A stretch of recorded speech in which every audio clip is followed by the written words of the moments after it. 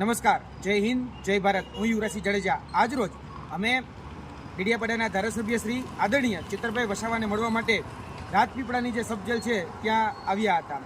અને આજે અમે આદરણીય ચિત્રભાઈ વસાવા અને એમના જે ધર્મપત્ની છે શકુંતલાબેન, એમની શુભેચ્છા મુલાકાત લીધી છે. અને આ શુભેચ્છા મુલાકાત લઈ અમને ખૂબ આનંદ થયો, કેમ કે જે રીતે કોઈ પણ વ્યક્તિને જ્યારે જેલમાં મૂકવામાં આવતો હોય છે, નાખવામાં આવતા હોય છે, અને એ પણ જો કહેવાય કે રાજકીય કિન્નાખોરી રાખીને જ્યારે જેલમાં નાખવામાં આવતા હોય છે, ત્યારે એના મનોબળ તોડવાના ખૂબ પ્રયાસો થતા હોય છે, પ્રયત્નો થતા હોય છે.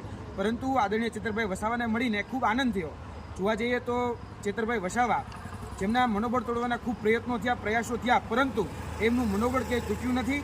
અને જે જોમ, જુનૂન અને જુસ્સો જે એમના સ્વભાવમાં, એમના શબ્દોમાં જે તળવાળાટ મારતો હતો, એ આજે મેં ખૂબ નજીકથી અનુભવ્યું છે. અને આ જે જોમ, જુનૂન અને જુસ્સો છે એ આગળની જે લોકસભાની ચૂંટણી છે એ લોકસભાની ચૂંટણીમાં પણ દેખાવાનો છે. અને તેમને અંદરથી પણ અમને સંદેશો આપેલો છે કે ભાઈ 2024ની જે ભરૂચ લોકસભાની સીટ છે તેના માટેની તૈયારી શરૂ કરી દેજો. અને તેને એક બીજો શુભ સંદેશ પણ આપેલો છે કે આવનાર દિવસોમાં, એટલે કે આવતા અઠવાડિયામાં જ એ હવે આ જેલમાંથી બહાર આવી રહ્યા છે. ત્યારે બધાને કહેવાનું, જે પણ આદરણીય ચિત્રભાઈ વસાવાના શુભચિંતકો છે, શુભેચ્છકો છે, એમને વિનંતી કરવાની કે ભાઈ આદરણીય ચિત્રભાઈ વસાવા એ આવી રહ્યા છે, આપણે બધાએ ભેગા થઈ એમનું સ્વાગત કરવાનું છે. અને જે રીતે જ્યારે એ બહાર આવશે ત્યારે ચોક્કસપણે એમના મેસેજ આપણા સુધી પહોંચી જ જશે. અને આજે જે જેલ મેન્યુઅલ હતા એ જેલ મેન્યુઅલ પ્રમાણે અમે એની મુલાકાત લીધી છે. તેમની સાથે કહી શકાય કે અમે વિચાર ગોષ્ઠી કરી છે. અને વિચાર ગોષ્ઠીમાં જે પણ અત્યારે વર્તમાનની કહી શકાય કે જેલની બહારની જે પરિસ્થિતિ છે એ બહારની પરિસ્થિતિ પણ અમે એનાથી એને અવગત કર્યા છે. તેની સાથે સાથે જેલની અંદરની પરિસ્થિતિ જાણવાનો પણ અમે પ્રયત્ન કર્યો છે.